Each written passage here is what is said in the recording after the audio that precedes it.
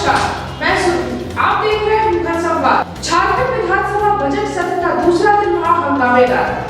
आजसू विधायक लंबोदर महतो ने झारखंड वनांचल आंदोलनकारियों के चिन्हितीकरण के लिए कार्य स्थगन प्रस्ताव लाया। 2002 में मंत्रिमंडल समिति के द्वारा जो अनुशंसा किया गया था 73% आरक्षण लागू करने का, जिसमें 27% था ओबीसी के लिए, 32% एसटी के लिए और 14% ओबीसी के लिए। तो 73% आरक्षण लागू करने के लिए 2002 में मंत्रिमंडल समिति ने जो अनुशंसा की थी, उसी अनुशंसा को लागू करने के लिए आज मैंने इसको अल्पसूचित प्रश्न के माध्यम से उठाया था और कई विधायकों ने इस ध्यानाकर्षण के माध्यम से भी और अन्य माध्यम से इस प्रश्न को उठाया था। तो हम लोग सरकार से यही मांग कर रहे हैं कि 2002 में मंत्रिमंडल समिति के द्वारा जो 73% आरक्षण लागू करने का अनुशंसा की गई थी, सरकार उसको अविलंब और अक्षरशः लागू करने का काम करे।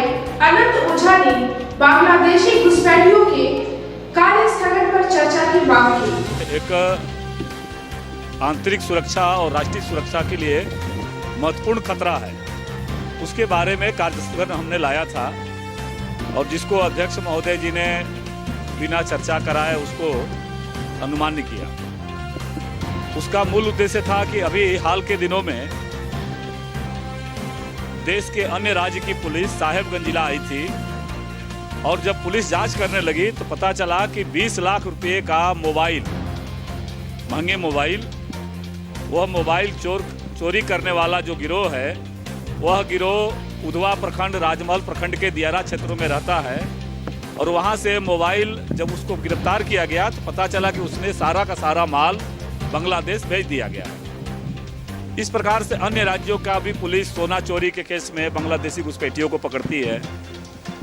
विगत कुछ दिनों से इन घटनाओं में वृद्धि हुआ है और जिस प्रकार से सीमावर्ती क्षेत्रों में, खास करके पश्चिम बंगाल का मालदा और मुर्शिदाबाद जिला जो बांग्लादेश के नज़दीक है और साहेबगंज जिला के सीमा में भी पड़ता है, इन बांग्लादेशी घुसपैठियों के द्वारा लगातार उस क्षेत्र की डेमोग्राफी को बदला जा रहा है।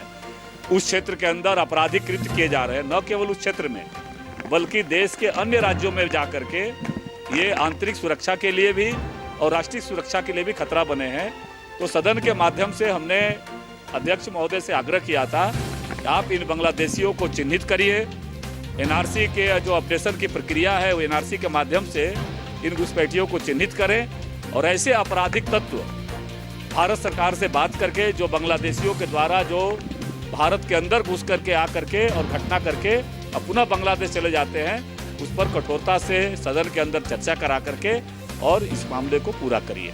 बीजेपी विधायक अमर पावरी और नवीन जायसवाल नियोजन नीति को लेकर कार्य स्थगन प्रस्ताव लाया। 13/11 आपको कितनी बार मैंने कहा है उसको पढ़ लीजिए, बावरी कमेटी को पढ़ लीजिए और सरकार के फैसले को पढ़ लिए। 2016 में 13 जिलों के लिए महामहिम राज्यपाल की ताकत का 5th शेड्यूल के ताकत का प्रयोग करके 13 जिलों में अपने नागरिकों के लिए 3rd और 4th ग्रेड की नौकरियों को 100% आरक्षण करने का निर्णय रघुवर दास जी की सरकार ने लिया था। उसके बाद आवाज उठा कि 11 जिलों में क्यों नहीं हो।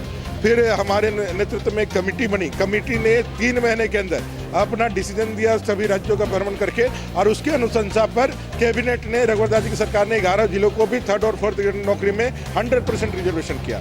5th शेड्यूल के अंदर ये पावर गवर्नमेंट को है, गवर्नर को है और हम लोगों ने उसी ताकत का प्रयोग किया था।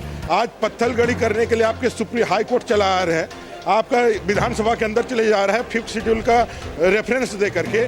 सरकार के लोग उनके साथ खड़े हैं।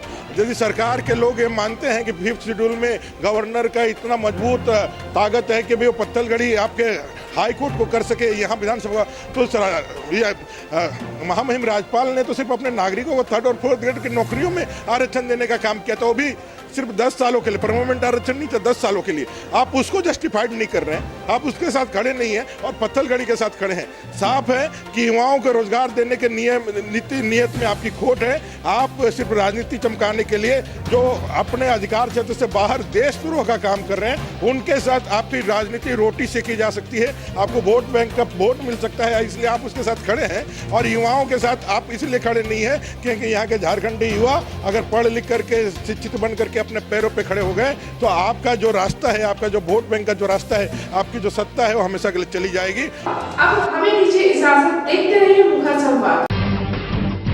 जब टूटती है आस, जब थकती है सांस, जब रूठते हैं अपने, मुंह मोड़ता है जमाना, जब अंगड़ाई लेता है संकल्प, फिर बनती है कहानी, बनते हैं अनमिट निशान। देखिए मेरे साथ संघर्ष की दास्तां।